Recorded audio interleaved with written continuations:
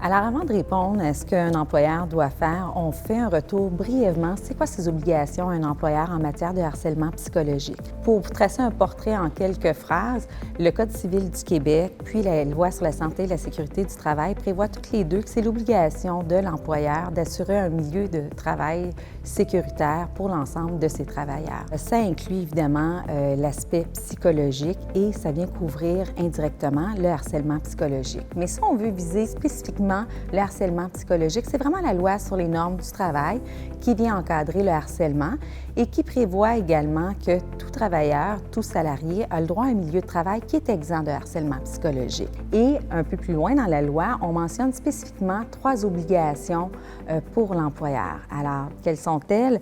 L'employeur a l'obligation de prévenir le harcèlement psychologique. Il a l'obligation de le faire cesser. Et évidemment, depuis le 1er janvier 2019, un employeur au Québec a l'obligation d'avoir une politique en matière de harcèlement psychologique et de l'avoir porté à la connaissance de ses salariés. Alors maintenant, pour répondre à la question, qu'est-ce qu'on fait lorsqu'on est un employeur, qu'on reçoit une dénonciation d'un comportement inapproprié, mais que la déclaration est vague, elle est ambiguë, elle est verbale? Évidemment, ce serait une mauvaise idée de ne rien faire. L'employeur doit intervenir. Pourquoi? Parce qu'il a l'obligation de faire cesser le harcèlement psychologique.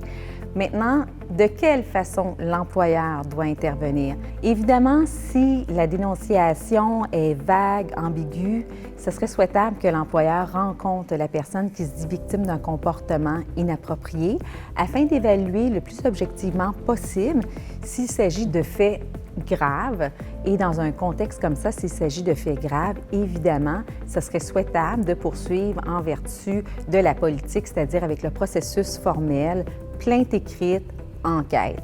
Si les faits à sa face même n'apparaissent pas des faits relativement graves, ça peut être souhaitable à ce moment-là de penser au processus de médiation. Si les deux parties, c'est-à-dire la personne qui se dit victime et la personne à qui on reproche un comportement inapproprié, si elles consentent, de les rencontrer pour essayer de réconcilier. Il y a des avantages à procéder de cette façon-là, évidemment. Pourquoi? Parce que contrairement à une enquête, évidemment, on risque à ce moment-là de pouvoir réconcilier les parties sans avoir eu à prendre une position formelle. Alors, quand on fait une enquête, si on va avec un processus formel, plainte écrite, processus d'enquête, l'employeur n'aura pas d'autre choix que de prendre une position et de conclure est-ce qu'il y a eu harcèlement psychologique ou non. Ça ne favorisera pas nécessairement les relations au sein du milieu de travail. Alors que si la situation s'y prête, qu'on y va par médiation, ça peut être vraiment à ce moment-là une approche gagnant-gagnant qui permettra non seulement de réconcilier les parties, qui aura aussi souvent comme conséquence de faire en sorte qu'il n'y aura pas des petits regroupements, des petits clans qui se formeront au sein des équipes de travail et en plus, ça déjudiciarisera le dossier de l'employeur de sorte que s'il trouve des solutions gagnantes-gagnantes, il pourra éviter de nombreuses plaintes ou encore un grief.